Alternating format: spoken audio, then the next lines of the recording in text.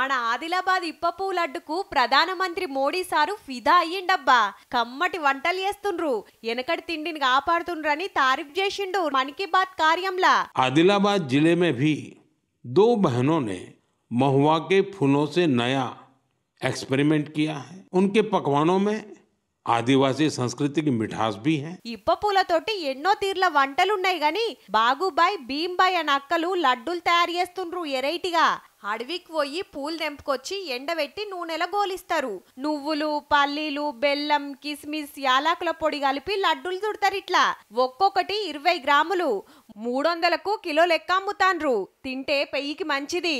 Pregnant మహిళలకు కానీ చిన్న పిల్లలు కానీ అందరు తినచ్చు. రక్తం లేని వాళ్ళకి రక్తం పెంచుతుంది, కాల్షియం తగ్గిన వాళ్ళకి కాల్షియం పెంచుతుంది. ఐటీడీఎస్ సపోర్ట్ తోటి గర్భిణీలు, బాలింతలు, అంగన్వాడీలు, హాస్టల్ పిల్లలకు ఇప్ప లడ్డులే తినిపిస్తాండ్రు 4-5 ఏండ్ల సంది. ఏడాదంతా అంగట్ల దొరుకుతాయి గాని తయారు చేయాలంటే పూలు దొరికేది ఎండాకాలంలోనే. ఈ టైంలో దెంపుకొచ్చి మంచిగా ఎండినాక తయారు చేస్తారు.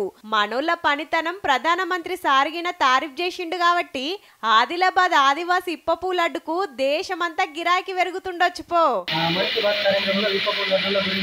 చెప్పినప్పుడు మేము ఎరిస్ కంపెనీ కావాల్సిన 50 కిలోల లడ్డూల ఆర్డర్ ఇచ్చాము. ఏడన్నా అగుపడితే మీరిగిన తిని చూడుండ్రి, మస్తు కమ్మగుంటదట.